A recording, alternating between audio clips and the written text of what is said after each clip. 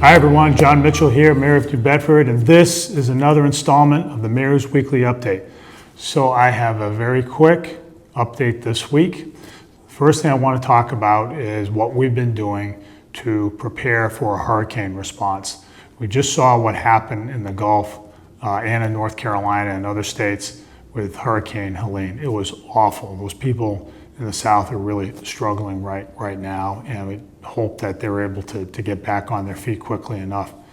But it is a reminder of the devastation that can happen with a major hurricane, and we have experienced them here in New Bedford over the years. The last one, of course, was that really hit us was Hurricane Bob. We've had some near misses with Irene and Sandy in the last decade, but for us, it's really a question of when and not if. So we prepare. We spend a fair amount of time with our city agencies and other partners outside of city government to ensure that if something happens here, when something happens here, that we are going to minimize the damage that's out there and minimize the risk to life and limb. So we just had this past week the second of the summer, tabletop exercises. These are basically rehearsals for how we prepare for and respond to hurricanes. And you use a hypothetical hurricane that has certain wind conditions, rain conditions, and storm surge conditions, and we practice how we deal with it. And so I think overall it went well. I've been pleased with the level of readiness.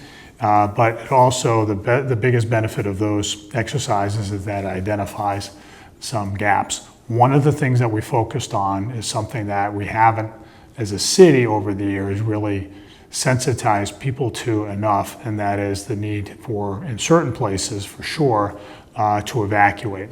If you live in the Padenham Avenue neighborhood in the South End, your neighborhood's outside the hurricane dike. It's very low lying. It's been flooding even during normal coastal storms in the last few years.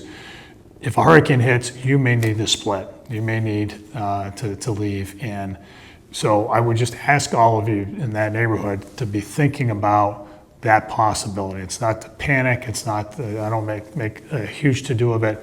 But it is a very real risk that a hurricane would swamp the neighborhood, and especially people who live on Padenham Avenue itself.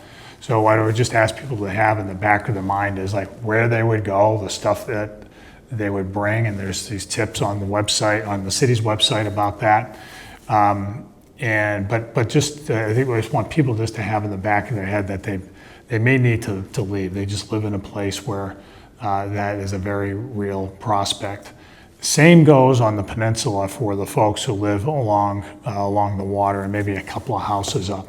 The peninsula itself is somewhat elevated. Brock Avenue is fairly elevated, but if you're in the low-lying areas right by the coast, you're prone, and you see it all the time out your window. I'm not telling you anything that's surprising to anybody, but just having people at least in the back of the head know that evacuation is a distinct possibility that will help out greatly, because we've seen in the South, there are a lot of people who in last week said, I'm not leaving, and unfortunately a lot of those people still haven't even been found. So that's that we don't want that to happen here. So that's why I'm bringing this up, and you can rest assured that the city works at this stuff so that it's ready when that time comes.